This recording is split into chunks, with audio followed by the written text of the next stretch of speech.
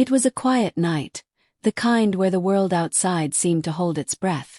The bedroom was dimly lit by the faint glow of a streetlight seeping through the curtains, and I was deep in sleep, wrapped in the exhaustion that comes from juggling work, family, and the endless list of responsibilities. My body ached for the rest I rarely allowed myself to enjoy fully. The stillness of the night was abruptly interrupted when I felt a soft tug on the blanket. My eyes fluttered open, and for a moment I was disoriented, unsure of what had stirred me from my slumber. Then I saw him. My son stood by the side of the bed, his small frame silhouetted against the faint light.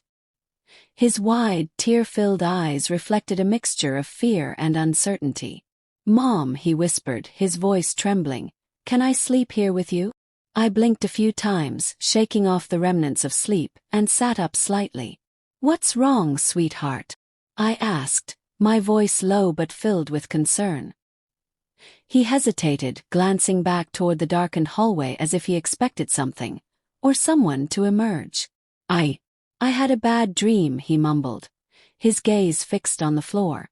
My heart softened instantly. Nightmares were not uncommon for him, but something about his demeanor felt different this time. His hands clutched at the hem of his pajama shirt, and he avoided my eyes, a gesture that hinted at something more than just a bad dream. "Come here," I said gently, scooting over to make room for him. He climbed into bed, curling up beside me like he used to when he was smaller. I pulled the blanket over him and wrapped an arm around his trembling shoulders. "What was the dream about?" I asked softly, brushing his hair away from his forehead. He didn't answer right away. His small hands fidgeted with the edge of the blanket, and he bit his lip as though he was trying to decide how much to say. "It was a shadow," he finally said, his voice barely above a whisper. "It was walking around the house. And I heard voices. They were talking, but I couldn't understand what they were saying." A chill ran down my spine, though I forced myself to remain calm for his sake. "It was just a dream," I said, though my voice lacked conviction. "You're safe here with me." He nodded but didn't seem convinced. His little body was still tense, and I could feel his heart racing against my arm. I tried to reassure him with soothing words, but deep down, unease crept into my thoughts. Something about the way he described his dream felt too vivid, too specific. As he finally began to relax, his breathing evening out, I stared at the ceiling, unable to shake the feeling that his dream was more than just a child's imagination. It planted a seed of doubt and worry that would take root before the night was over. The hours dragged on, and though my son had finally fallen asleep, I couldn't.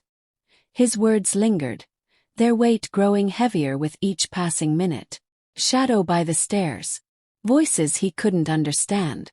The details were too specific, too haunting.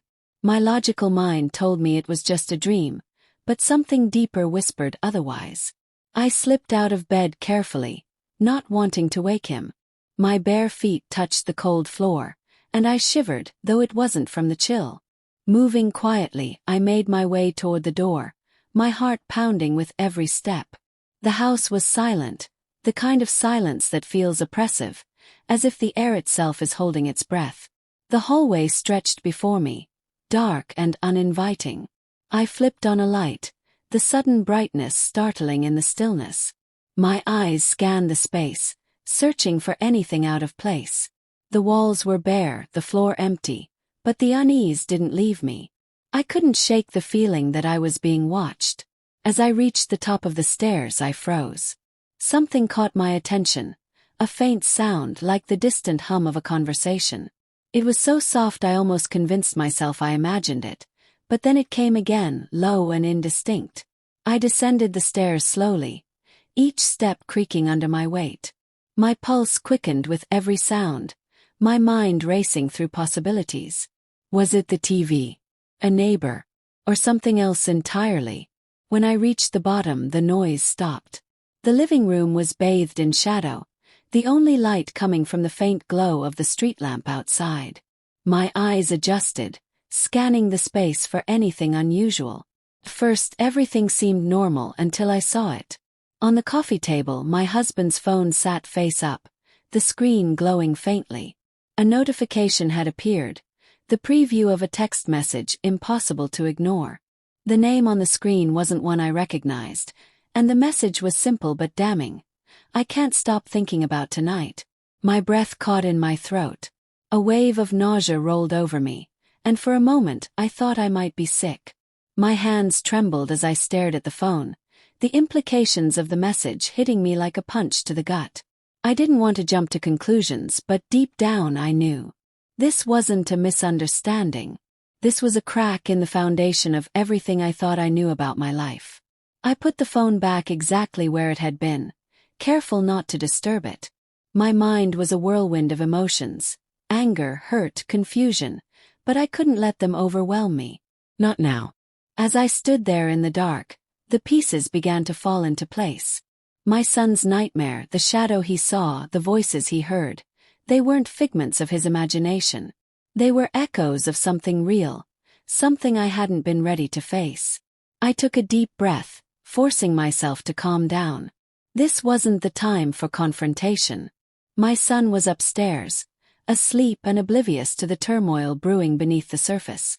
I couldn't let my emotions spill over and disrupt the fragile peace of the night. Turning off the light, I made my way back upstairs, the weight of what I'd discovered pressing down on me. I slid back into bed beside my son, his small body warm and comforting against the cold reality I now faced. As I lay there in the dark, I resolved to confront my husband in the morning. There were questions that needed answers, truths that needed to be uncovered. But for now, I held my son close, shielding him from a world that had suddenly become far more complicated than I'd ever imagined.